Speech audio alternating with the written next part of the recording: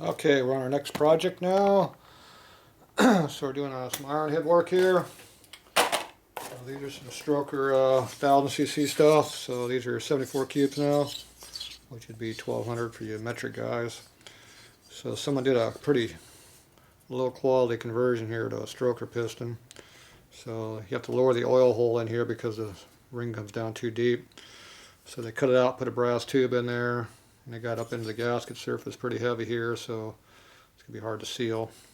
There's not much room for a gasket on there, and the gaskets are pretty thin to begin with, so there's not much to seal there.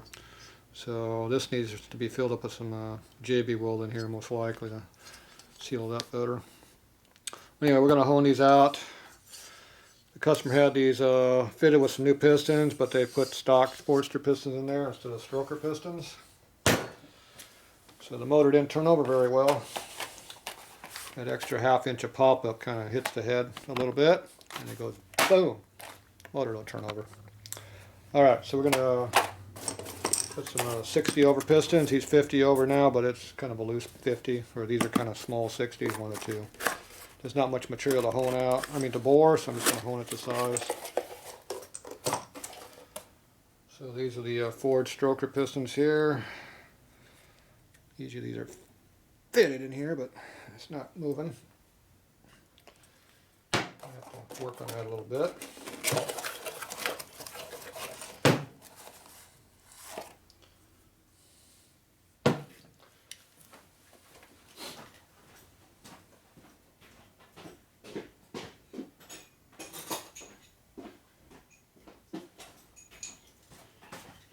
Alright. So I use my extension here that I cut down to a nice flat surface, so it's not radius like that. So we use that as a pushing tool. This has a button on the end of it to use. These are a little tight, so they should just come right out of here, but they don't want to move. The button came out finally. So put a little CRC in here to help free it up a little bit.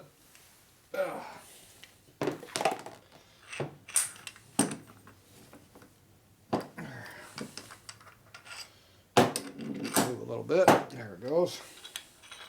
It's been sitting so many years, it's loaded up the crud on there, a little bit of corrosion or whatever. There we go. Let the CRC do its job of cutting through whatever the hell they had in there for grease. They had some kind of penetrant stuff in there to keep it from corroding. And obviously it dried up and stuck instead. So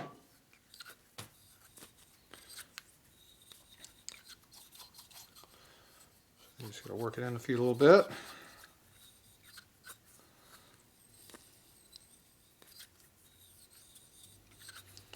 Alright, so that's freed up now.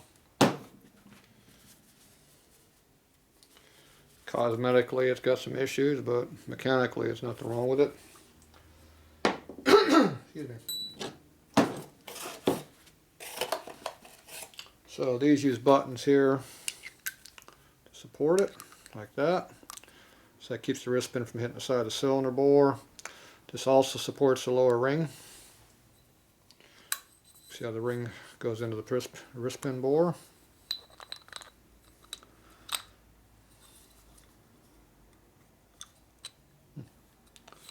Those don't like to slide in there, do they?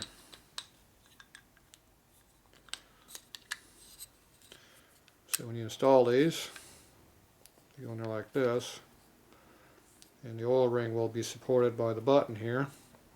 So it's like there's a full piston there, but there's not. Yet the wrist pin can't come out because this hits the side of the cylinder wall.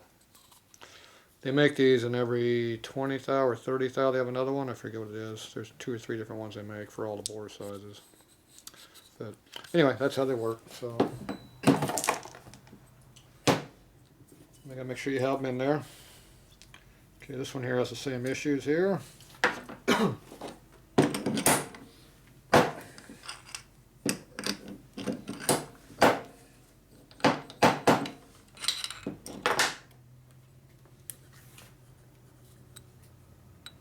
Yep.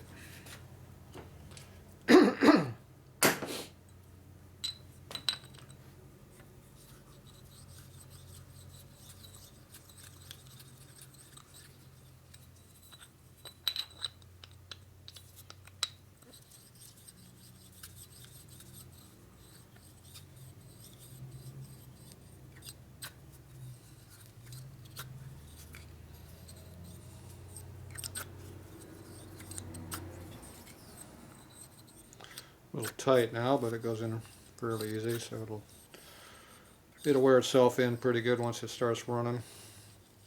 It's not worth putting a hole through it just for that. It's just a little grit and crap that's in the way. Alright, so that'll work alright for those. Get out of the way. Okay, now we gotta measure our piston, figure out what our bore clearance is going to be. So you gotta pull out our ring kit, get the instructions here. See if there's any useful information in here at all.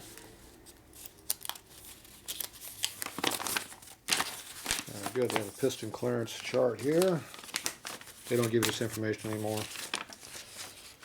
Okay, the box has a number on it, so it's a 92-3700 series. So you look for 92-3700 way down here. So it says you're going at 3.5 thou clearance, just like a stock piston. If you drive it hard, give it a little extra. The loose side is 4.5 to 5.5, so 3.5 to 4 is a better number to use for these motors. Most guys run them hard when they're stroker motors. So if you don't plan it to be driven hard, it'll probably come back on you.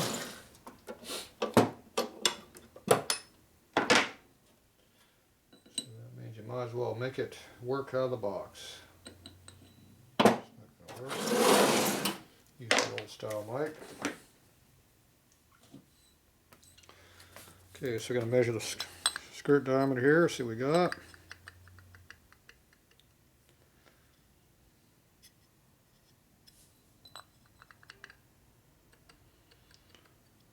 Measure how much taper's in it.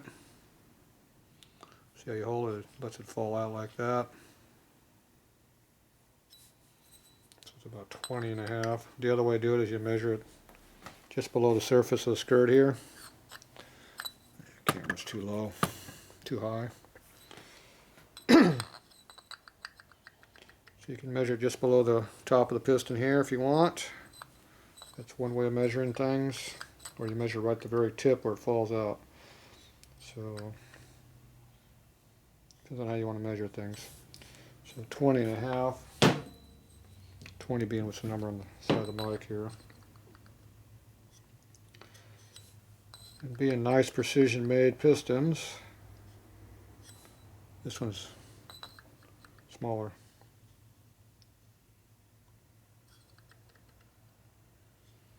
This one's 19 3/4.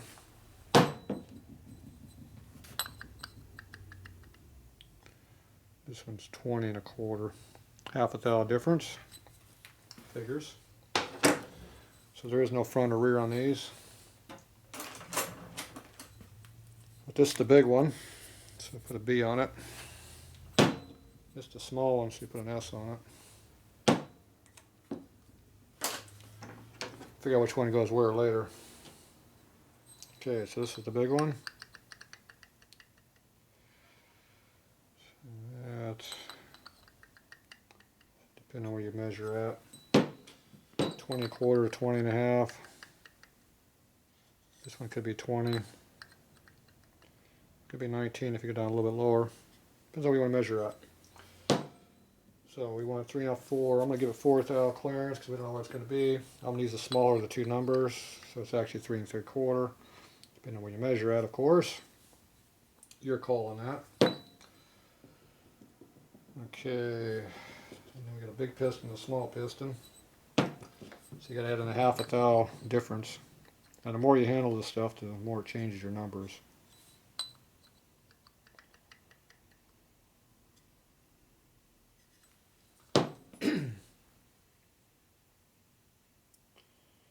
So if you make it 23 3/4, Now you take your mic right here and you match it up.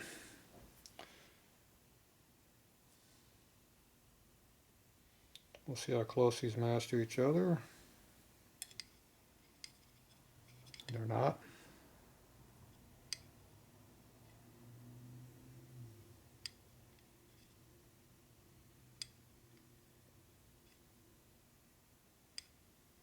Jeez.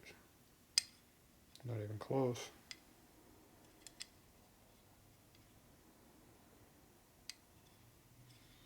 Finally. No two mics are the same. They should be. If they're adjusted correctly, they should be. Okay, let's double check this one. 23 3/4 is what we put this one at. That gives us our 4 thousandths clearance.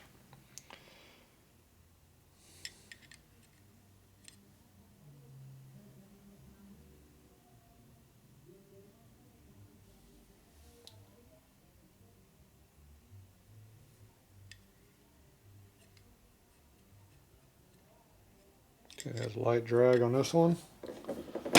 It's 20 3/4 on this one. So we got 20 3/4 and 20, and then there'll be 1 1/4.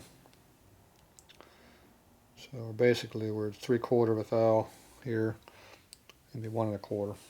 Half a thou difference. Okay, so that's what we got to hone the cylinder out to. Okay, right now the cylinder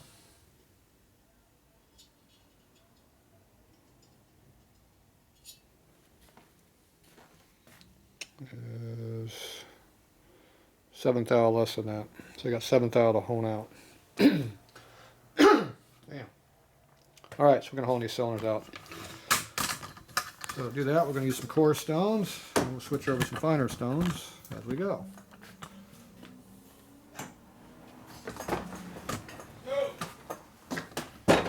And we're interrupted. We'll be back. Alright. Enough with interruptions. Back to work. Okay, now we're going to have to hone this thing out. So we're not doing wrist pins. Put that back. This is our hone for doing the honing.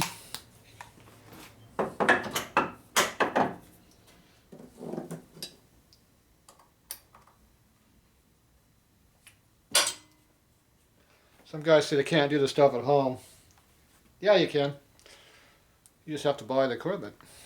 You buy an old used hone for, $1,000 to $3 grand, and you buy a nice honing mandrel here for, $300, $400, $500, whatever. Then you buy all the stones you want. I got 5 different ones over there, all different grits. These are the real coarse ones. So these are the 100 series, which are real, like 90 grit or 80 grit or something, I think they said. These are about 40, $50 a set. There you go. You can do this yourself.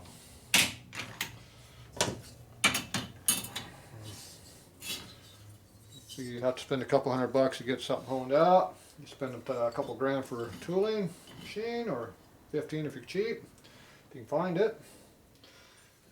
All you do is a couple sets for your buddies, and it pays for the equipment. There's no excuse why you can't have this stuff and do it. Because you're lazy and cheap.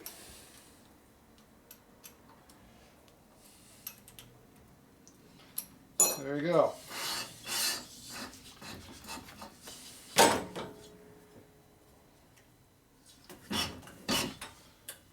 Pressure on there. Okay, now we're going to hone this out, of course, so we got to leave some material left over for final honing. So 3/4 are final, so we're going to knock off a 3/4 right there. Let's get to an even number. That'll be 0 on the mic. We got to leave another thou for the stone under that one. So that means you put 1 thou under, and then there's another stone below that. You can leave another thou if you want, but however you want to work it. So this one here we'll leave a couple, 2.5 thou. That's what I'll leave in a stone. So that means we'll hone it to undersize a little bit. What am I set at here? We're at 0. So we'll hone this up until we're 8 on a dial. So right now we were at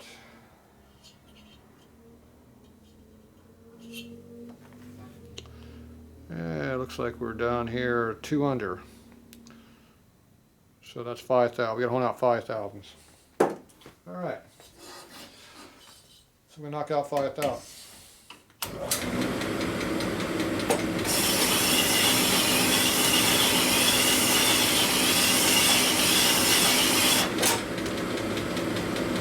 A lot of weird wobble.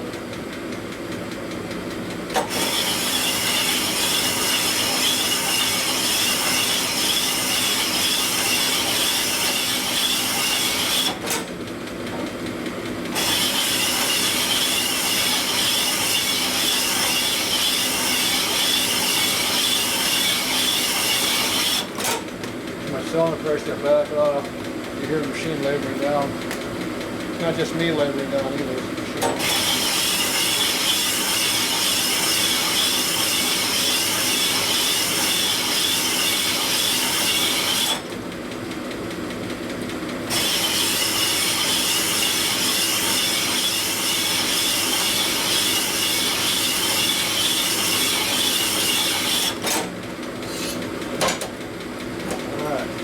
Got.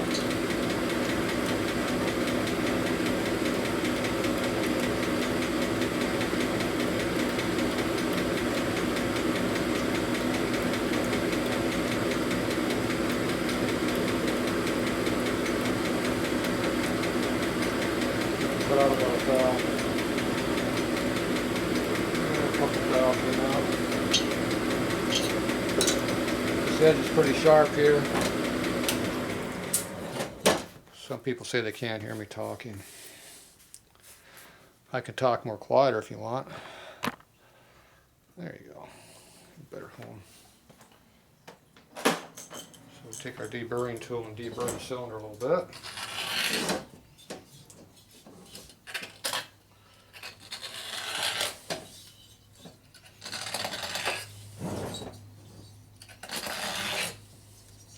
Knocks off that sharp edge.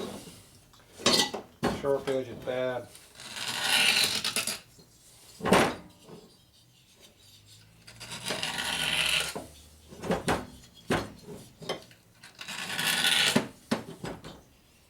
Sharp edge is gone.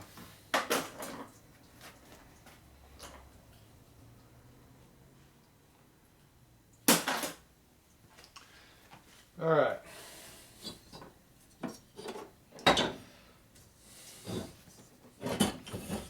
See how round the cylinder is and tapered. It's definitely looser on this side than the other side. Not by much, just a little bit.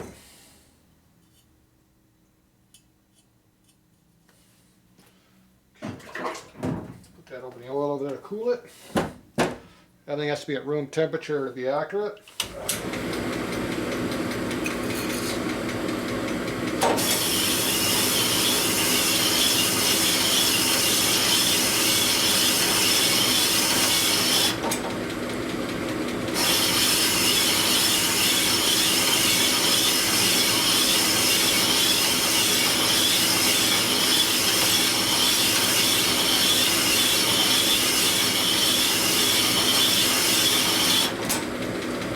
Supposed to overstraw 50% out of the cylinder, about here. I usually don't go that much, about a third works better for me.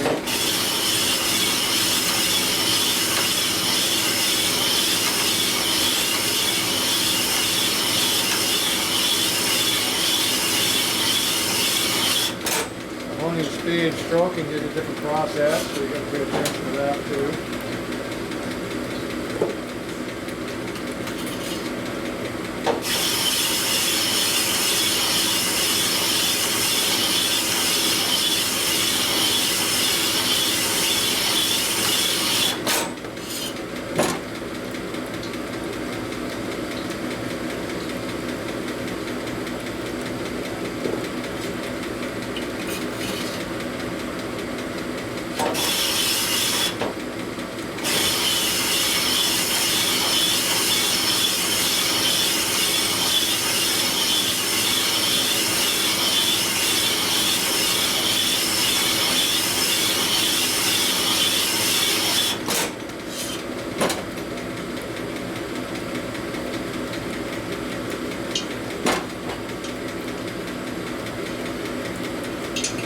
even. I was over-stroking more on that one side than the other side, so I equalize my stroke. Cuts more even now.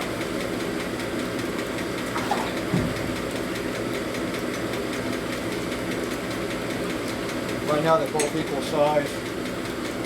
One's going to be half dial bigger than the other. So the pistons are identical. Remember? Just double check that real quick here for a second. Make sure there's nothing different on these things. I don't remember there ever being different. If you look on the inside of the numbers, look up there for an F or an R on anything.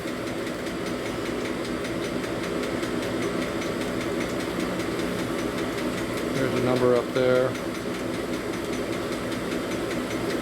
Looks like it says FP or something on it. I'm not sure what that is.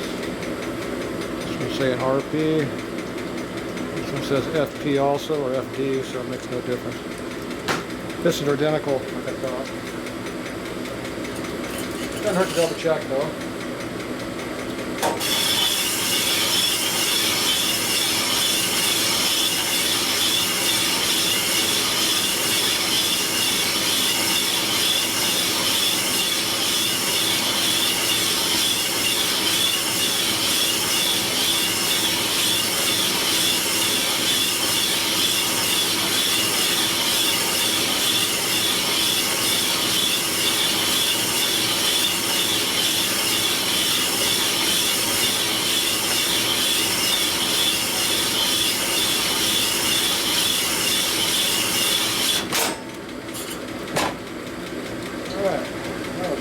Bigger now.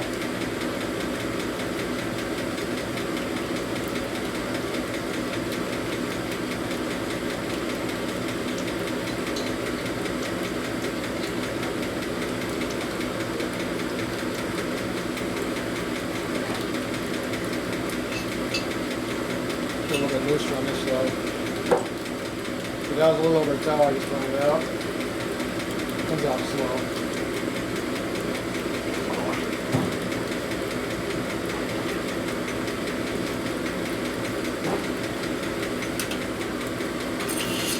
Again.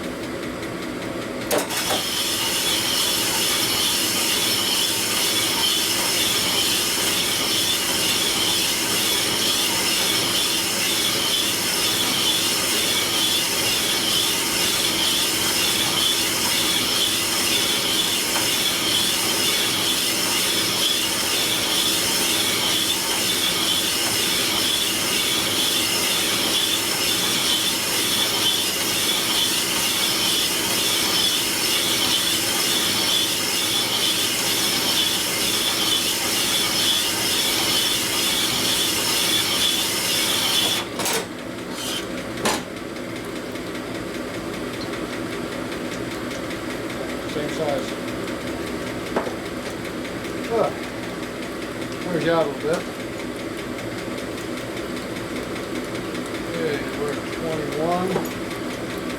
Take over, almost.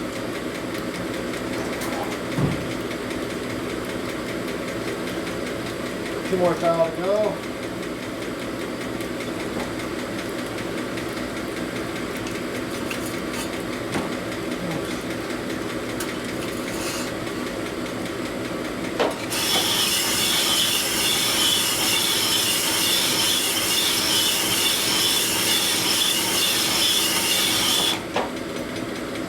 Pressure on it, more holding power, but should come out quicker.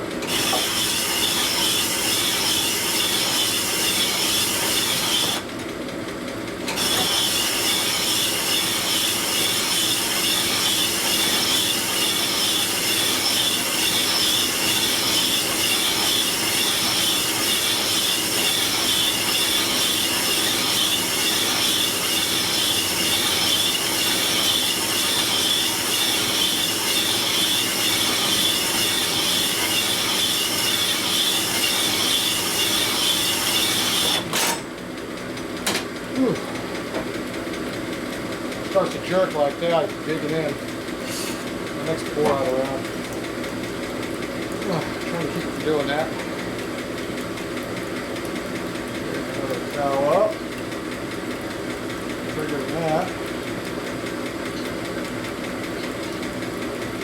I went 1.5 thou up on that one, so I got another 1/2 thou to go. Like 200. So it'll get a little warm, so it'll cool off and shrink about a quarter of a thou. It's a lot.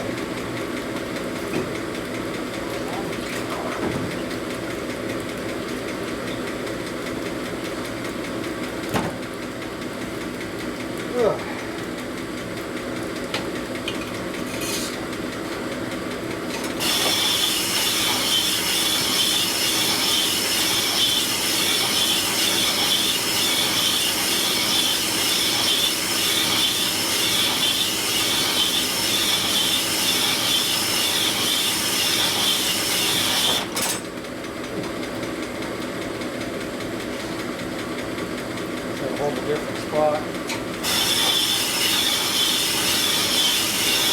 More levers. Also wear the cylinder a different way.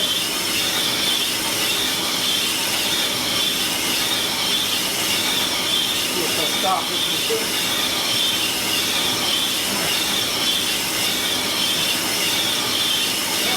Still going. Just going to get up first, near the machine.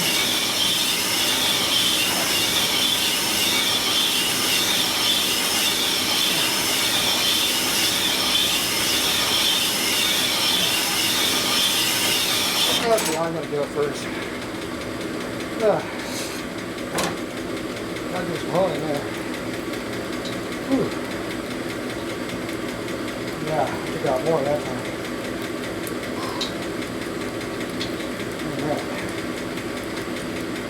Alright. Whew.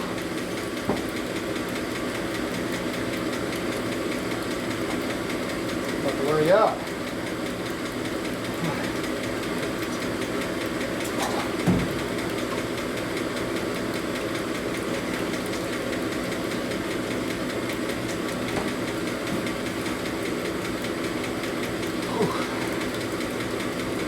You do 5 sets a day like this, you're going to work out. Especially in summertime. Okay. Put that around. Tighter on the top. Not by much, 10th or so. Where we at here? This is the front cylinder. Another plane's gonna be the bigger one yet. I haven't decided. I'll let it figure out itself. Try this way to hold it.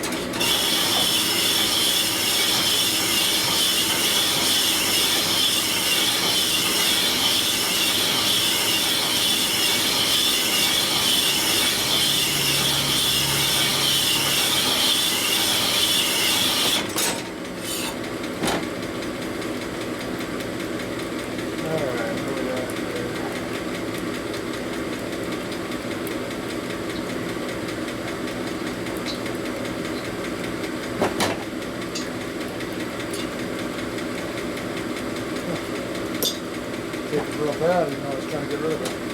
It got worse. So,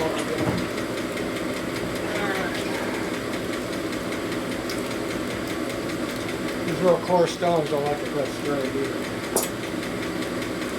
Okay, this is the rear one.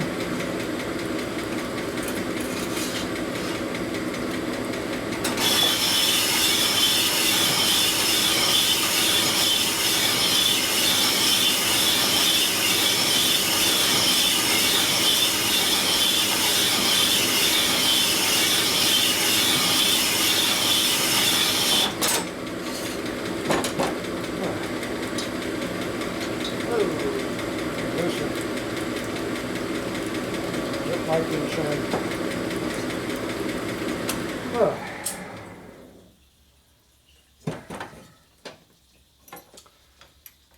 Yeah, it's a workout.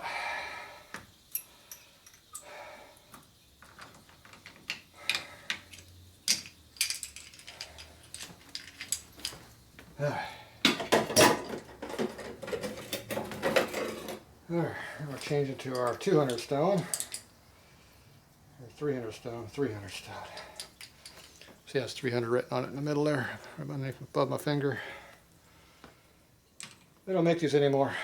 They quit making them. These are the automotive numbers. The industrial numbers are N27, I think is their equivalency. They changed. Ugh. Jeez. It digs into my hand pretty good there. Alright, we're going to flip the cylinder around this time. Get a different honing pattern going. Try to square up the cylinder. These 200s actually cut better than the real coarse ones. Get a straighter hole. Kick the pressure down a little bit. Alright. Just make it all the way to 0.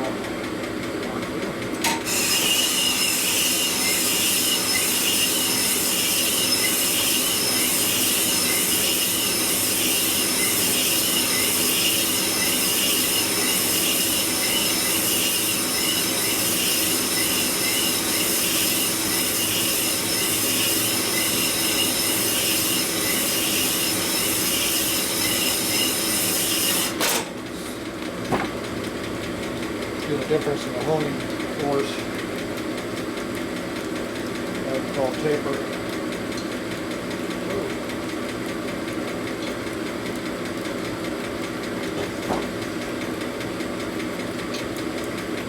Oh yeah, definitely taper.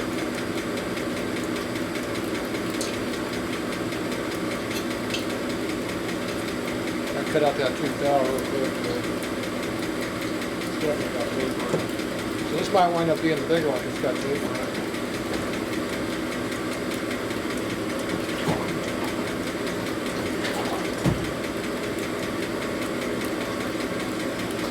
So we'll see how that works. One of them's going to be a half bell bigger. I thought this one had the tape on it though. We'll find out.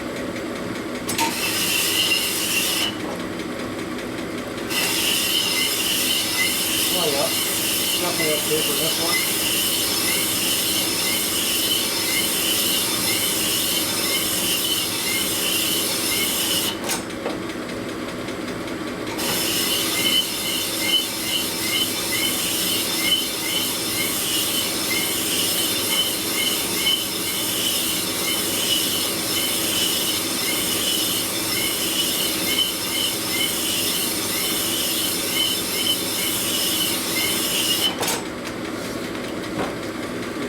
Out.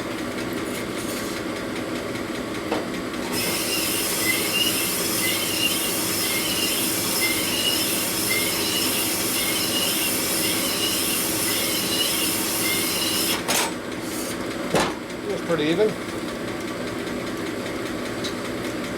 Smaller than the other one too.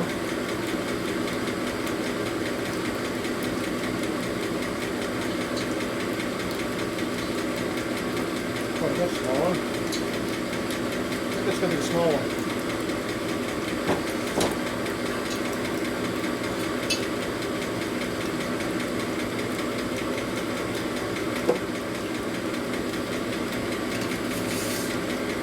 Alright, what do we got left over there? Okay.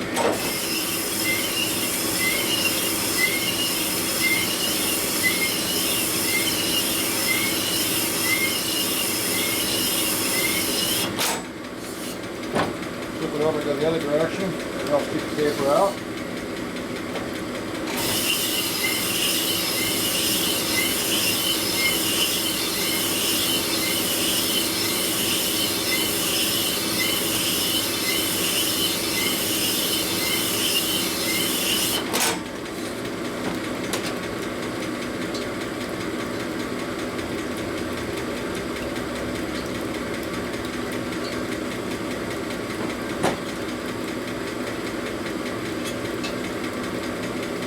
Close.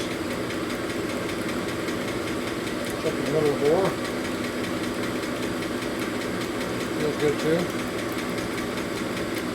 We got just over 1,000 to go on this one. This hot, we're going to cool off. This is the straightest hole, so it's going to be probably a small cylinder, which is the front one.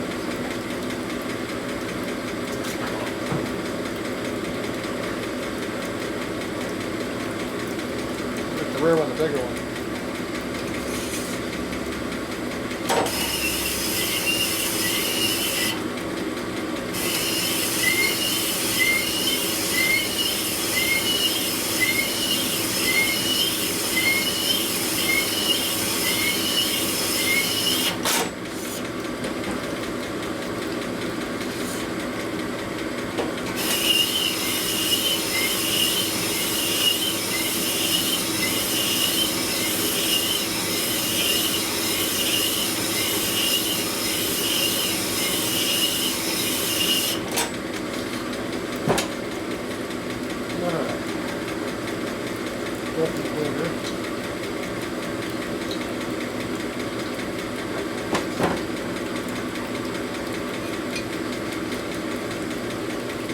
Tape it a little bit.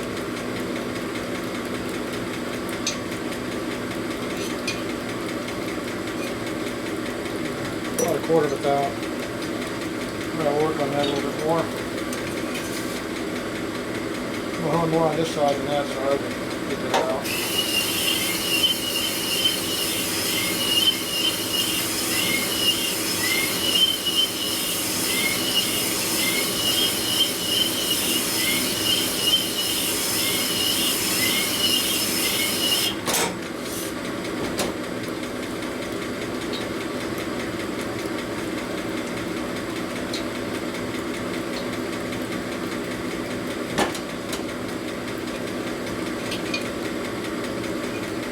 Pretty close now. Check the middle of the bore. We'll let this peel off. Come back and double check it.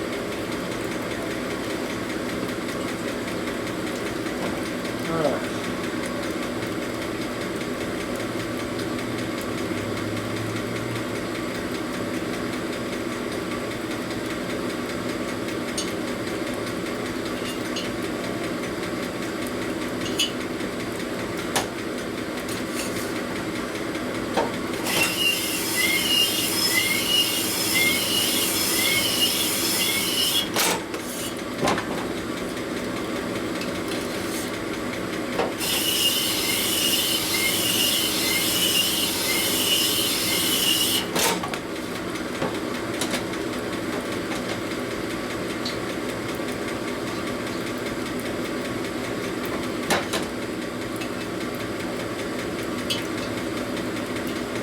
Straight. Check down the middle. Go down there too. Good. One pound to go on this one. Good stopping point. So this one's pretty well roughed in right now.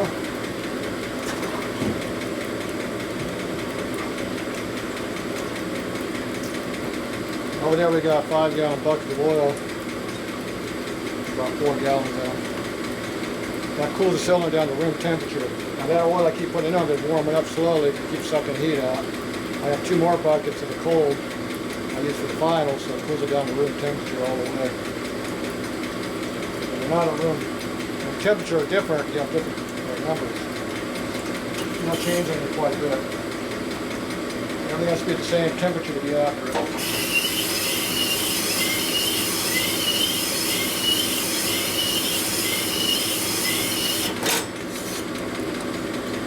Very important.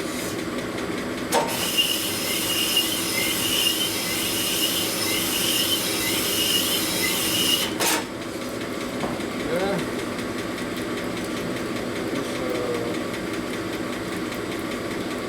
Half a pound bigger. This one's loose. Okay.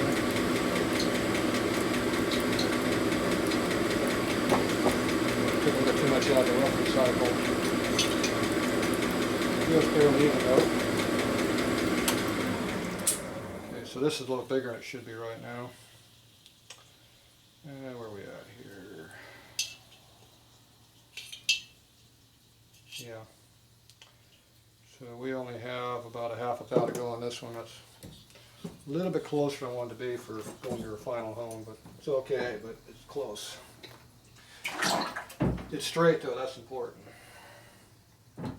Straight and round. It's very important on cylinders. Okay, so this one here I got a little more honing to do on this one, which is okay. It lets me true the stones in, because every bore size you got to true the stone to them. You do that by honing. It changes the arc on the stone for each bore size.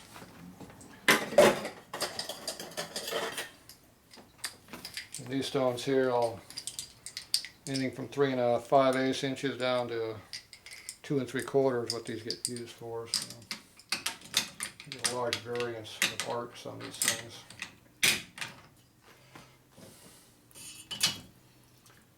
So this will true it in because I got more material to work with on this cylinder.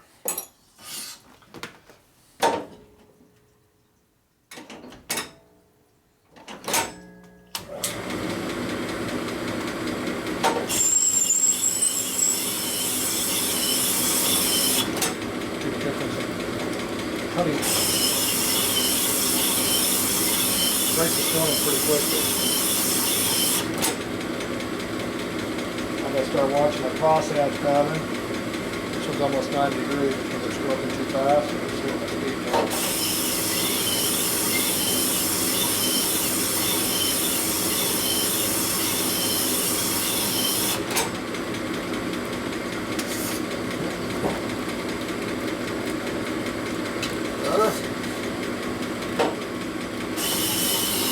Each red stone is a different pattern, different speed. Of course, your stones you can stroke faster with the same stop average. See, I'm going noticeably slower.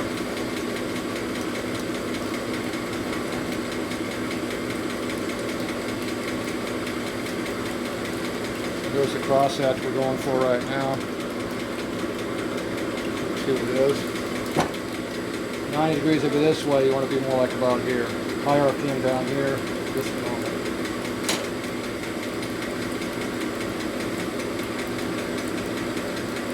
It does make a difference. What are you doing here? Right over here. Behind over there. Customers are hiding back here. You interfere in my video? Maybe. Alright. Time for a rest break anyway.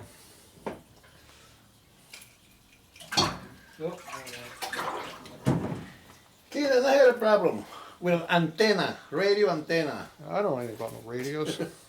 Hold on. Alright, we're back. I had to go find the customer an antenna for a 98 Road Turd. I had some, but he didn't want everything. And some NOS ones for those 90s, 80s stuff. Anyway, I wound up finding something online. Take care of him. Ordered it up for him. So, good to go. He couldn't find it, so I found it for him. Exactly what he was looking for. Same piece of crap he bought 20 years ago, I guess. Alright, let's get back to what I was working on importing over here. Cylinders. Alright. These should be cooled off by now. Alright, what stone are we in right now? I have the 300 stone, I think. These are 500 stone. 500 stone. Okay. This is the one we're going to finish with.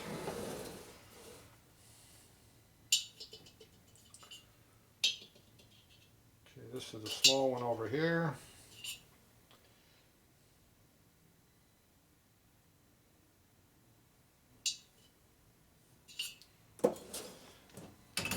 Probably interrupts you, forget what you're doing.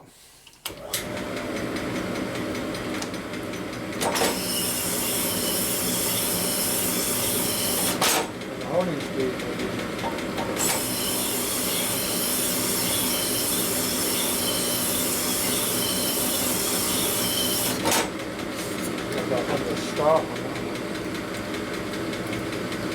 Alright.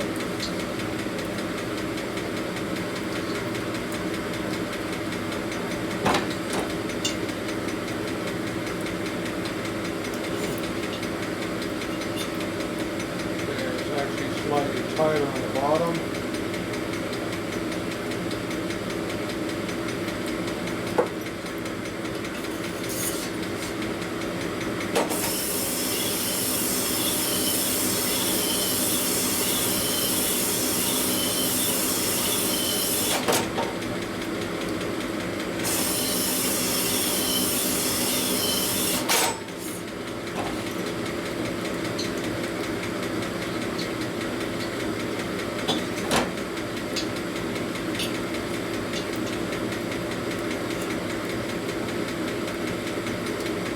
Some people think dial bore gauge is the only way to do stuff, but it feels a lot more accurate.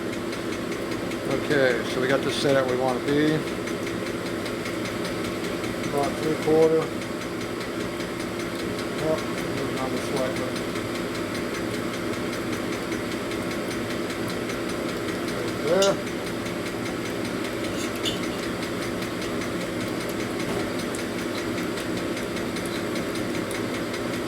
Close. A few more swipes.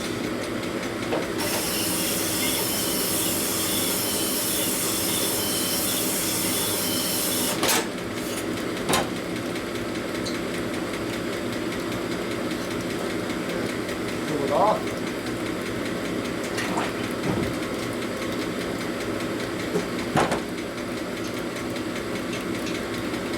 Okay, that's what this one is at now. Maybe a little bit bigger.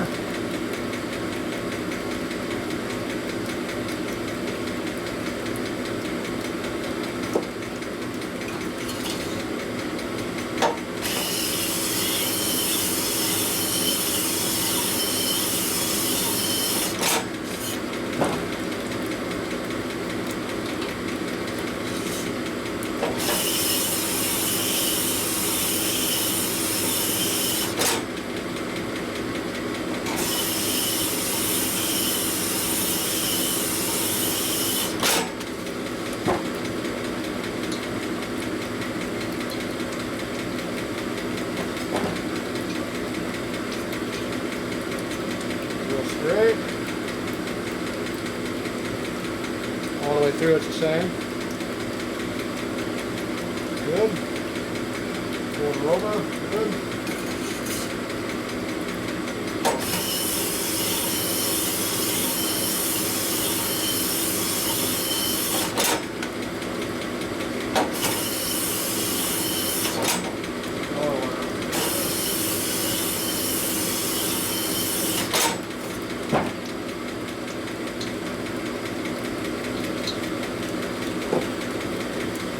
This one.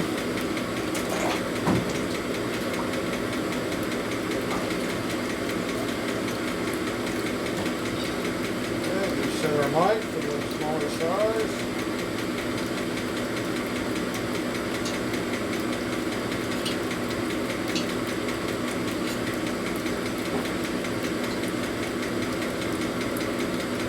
That's how close it is. Push it through and goes through. Goes over center.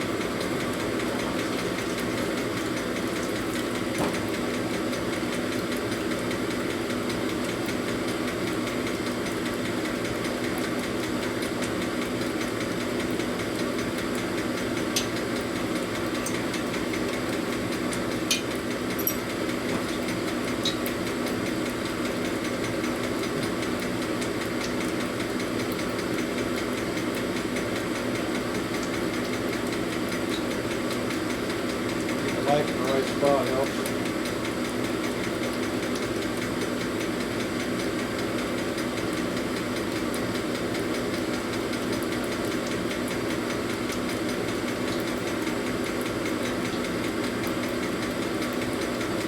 All right.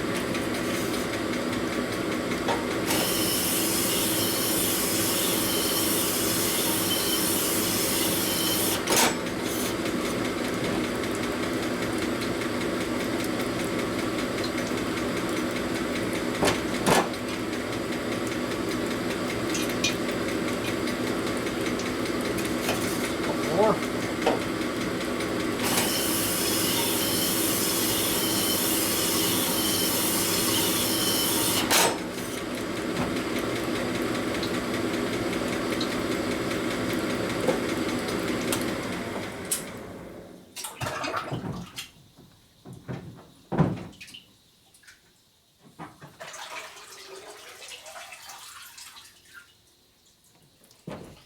All right. Now we go to the different stone. Do our plateau home. And knock the peaks off, basically.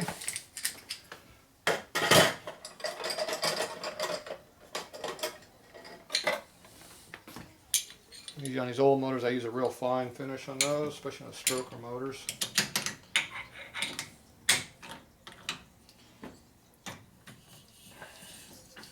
Barely fit in these small little cylinders. See?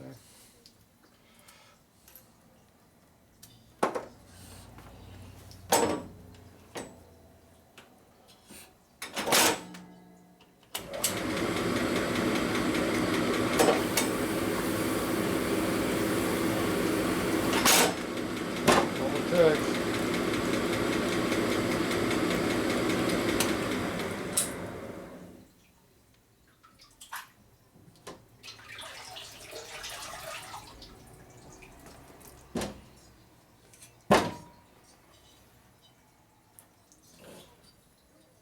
So these cylinders are a lot rounder. They stay rounder, so you can run a little bit finer finish on them.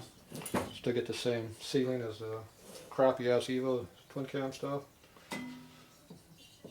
So this is the drip, drip, drip. Somebody had an oil over there.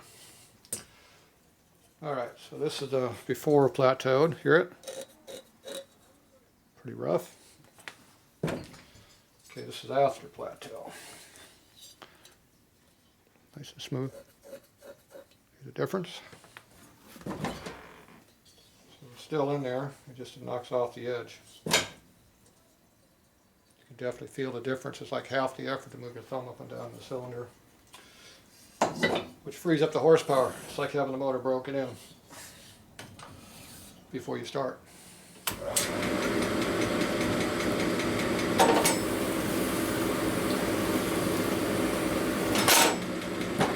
Give it a couple strokes, that's all you really need. There you go. Alright, that's what that looks like. Now the wrist pins already fit in the pistons, so they were okay. So we're good to go on that.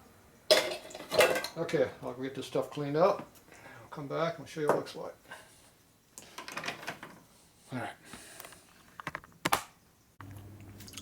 Alright, there's what our finished cylinders look like. So, I see even crosshatch in there. So, there you go. Fairly smooth. Thumbnail is louder than fingernail. See the difference? Alright. So this crosshatch is slightly flatter than I thought it was going to be, but that's okay. It's more of a high RPM deal anyway, so I've got big cams in this motor. So. Stroker motor, big cams, this thing's going to haul ass, so it's alright. So I put them in there a little on the loose side. We get them at 3 3/4 clearance so they can run it hard, not worry about it. So the tolerance is 3 3/4 to 4, that's what I put them in at.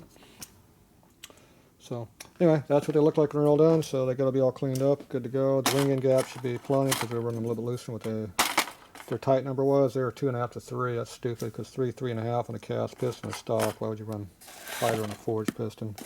These are old design anyway. They're not made to be in there tight. So anyway, that's what they look like. So we got the cylinder part done, and we go work on the heads next. So that's it for those.